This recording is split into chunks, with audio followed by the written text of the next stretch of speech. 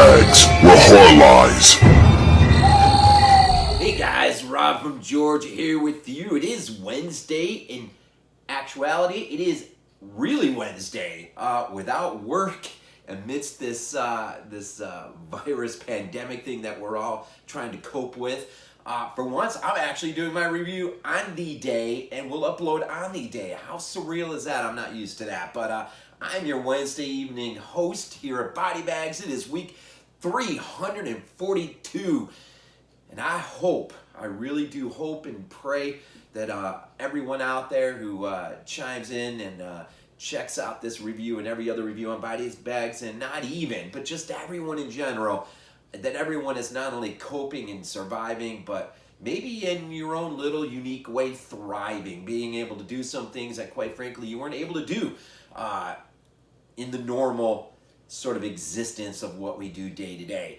Hopefully this has been a sort of an interesting break into that, but I do hope that everyone's health is good. And but let's talk some David Cronenberg. This is my 75th review for BodyBags, and I thought, well, being number 75 ought to be a little bit special, so I decided to run with Cronenberg's film from 1981, Scanners. And I'm still running with the old MGM release of this. I know there is a beautiful Criterion release, but there's no commentary by Cronenberg, so I'm not sure if he's kind of like a Spielberg where he just doesn't do commentaries. I'm not sure about that.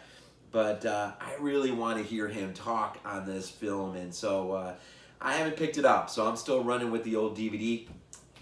Michael Fisher would be proud, no doubt. So Scanners, the 80s.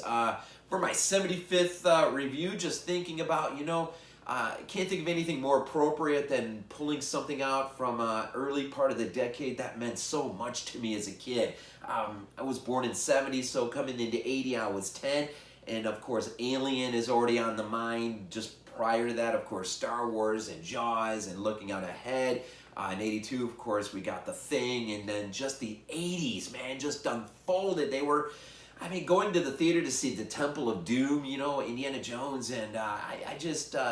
Friday the 13th, part 3 in 3D, that gimmick moment, the era of the video store was starting to come in, and it wouldn't be long before we were browsing the long lines or shelves of beautiful artwork, maybe not so beautiful, but man, the 80s, what a phenomenal decade, and Scanners really kicked it off in 81 with just taking that idea of special effects to a whole new level. And of course, the infamous early moment when we have the head explosion is just, man, I'm telling you, as a kid, it's just seeing the TV spots for this and the artwork for this, knowing this was out in the theaters, and of course, Fangoria. Fangoria was giving us the lowdown on anything and everything that was good coming out. And I was thinking about that today. I was checking out, reading an article from the 100th issue, and which is beautiful. If you don't have this particular issue of Fango, you ought to, because they do a nice breakdown of some of the decades coming up into the 80s. And there was a little article on Cronenberg in there, which is not really substantive, not a lot in there, but it's interesting. But anyways, I was just remembering the good old days, when you just opened up your Fango as a kid, and of course, eventually you wandered down into the video store, and you just kind of got lulled in by the artwork, whatever. And man, there was some. I remember, in terms of Cronenberg, eventually you would see Scanners on the shelf. You had Videodrome, of course. The Fly, of course, will come, right, and The Brood, and just a lot of good stuff from Rabid, from Cronenberg. And what a interesting director he is. But it's this film in particular, Scanners, is a, I didn't know this, but look, spent a little bit, kind of researching the film just a tiny bit. I didn't realize that the genesis of this idea actually stems from a chapter in a 1959 novel, I do believe, The Naked Lunch. And the chapter had to do with a hostile secret organization that was bent on taking over the world. and I think they had some special telekinetic powers and whatnot. They were known as the Senders. And of course, Cronenberg adapted his idea for scanners from that chapter. Later on, he would go ahead and adapt his film, The Naked Lunch, from that novel, which is interesting. So a little bit interesting there. When you think about scanners, I mean, you think about Mark Irwin, the cinematographer, who would go on to do, you know, much of Cronenberg's work, but also the Blob remake. He would shoot that film. Man's Best Friend. Who doesn't remember that one, man? That was awesome. The infamous dog climbing up the tree, eating the cat scene. Trying to think, Funeral Home he shot. Of course, Scream in '96 he shot. So great cinematography here. Of course, Howard Shore, the composer, would do the music, and he would actually be known just recently for the Hobbit trilogy, which is interesting, in other Cronenberg films. And the entire special effects department would go on to do a lot of work throughout the 80s and beyond. It's just phenomenal, the hands that had a hand, no pun intended, right, on the work in this film, crafting it. It's just amazing. Really, what you have here in story, if you've never seen it, is, I've alluded to it already, you have this organization known as CONSAC, and they sort of specialize in dealing with, in part, people who have this telekinetic ability of controlling minds and whatnot. But there is a rival group that is coming up that is led by Michael Ironside's character, Revik, who is bent on taking over the world. But before he can do that, he must get rid of CONSAC. Well, the guy in charge of the program at CONSAC, he enlists in the help of Stephen Lack's character, Cameron Vale, and there's a family sort of great reveal towards the end that is actually really pretty nifty in the final confrontation, as it is between Stephen Lack's character and Michael Ironside character, is one for the freaking memories, man. It is just the music and just the heightened expression of the special effects as the two battle out against one another is just freaking phenomenal. It's awesome. It's good stuff.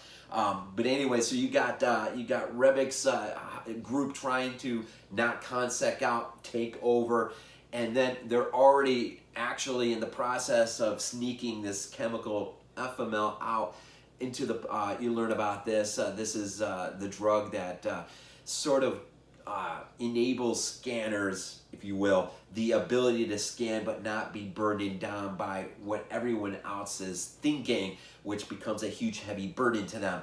And Revik has got this FML out into the maternity. It's being a drug that's being administered to pregnant women because, as he already knows, him, well, and another are sort of byproducts from this drug having been given to their own mom, and they become scanners as a result. And so what he's trying to do is create an army of scanners at his disposal. And so, I mean, there's a lot of espionage, sort of spy thriller. You got the over-the-top special effects that are just insane. The movie, I don't know if it ever really truly becomes what it sets out to be, but in of itself, it is. Man, it is a fun freaking movie. I freaking love this movie, and I really do need to upgrade to Blu-ray, and I can't even imagine what the 4K scan of this would look like. I'm sure it would be freaking phenomenal. But Scanners, I mean, it's just one of those movies, man, as a kid that I just remember the first time I think I ever saw this, and I saw that head explosion in the beginning for the first time, I was like, what the freaking crap is this? It's freaking awesome, man. And then there's other moments throughout. There's a scene in there involving Robert A. Silverman's character, Benjamin Pierce, I think his name is. Anyways, there's this whole scene where Cameron goes to visit him because he believes he's his link to getting towards Revik, as he's being, he's sort of commissioned by the guy in charge at CONSAC. He's sort of pulled off the street. He's like a bum, although he doesn't understand his own upbringing and his role in all of this. But he's commissioned to go basically infiltrate Revik's group and sort of snuff him out. Kill him if he can. And so en route to that, he stops at this guy's place, and it's very sort of reminiscent to the painter, the artist that our protagonist goes to see in, oh, come on, The Bird with the Crystal Plumage, Dario Argento's film. It's just a great freaking scene. That whole scene is just freaking great. And then, of course, eventually we will see Jennifer O'Neill's character come in about 40 minutes, and she will come in, and she is just freaking lovely to see on screen. So, I mean, it's just got a lot of moving pieces, parts in this thing. You've got some absolutely incredible practical effects being done just prior to the thing being done. Of course, Rick Bottin's great work as protege of the great Rick Baker, right? The 80s, man. I mean, I'm telling you what.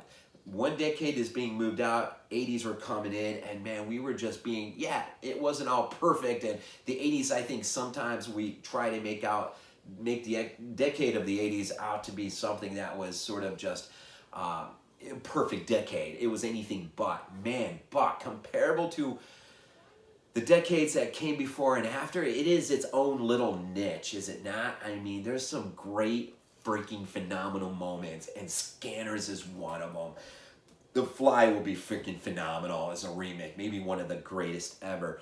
But Cronenberg as a director, man, is just, I mean, God, just, and Michael Ironside, his character, I think, absolutely steals the show in this movie. He is just freaking, as a villain, man, it doesn't really get any better than Michael Ironside at times, man. He is just freaking, man, he's freaking awesome to watch. But Stephen Lack's character, I actually enjoyed him in this as the protagonist, and I guess the antagonist would be the Michael Ironside character, right? But really, so it is just a film about the attempt of, you know, a group that's trying to just take over the world, and through this ability of controlling, through this telekinetic ability and whatnot. So, man, week 342, we are in the midst of our own weird sort of global pandemic, and it's very surreal. Every day just seems to be, I've said this before to friends and talk, you know, it's like we've all been put into a funnel a few weeks ago, and it's like it just feels like we're all sort of getting down to this point where, I hope not, but it almost feels like we're getting to a point where we're not even going to be allowed to leave our homes unless it's essential need only, and that is just, man, it's kind of scary when you think about it. So again, all my hopes and prayers are with everyone out there. Week 342, in the midst of this week, I bring you something from the glory days, for my 75th review from the glory days of VHS rentals, man. Cronenberg's Scanners. You haven't seen this in a while, man. If you just happen to have the Criterion one, I'm sure the transfer is much better than this, but man, whatever you can get your hands on, Scanners, man. Take a few minutes and revisit an oldie but goodie from the good old days, man. I really do hope everyone just takes care and is safe out there, and for the lack of anything else, man, plug into BodyBags from time to time and check out the videos throughout the weeks as they roll by, and man, as always, hey, the Bills just got Stephon Diggs. What's up with that? Anyways, as always, go freaking Bills.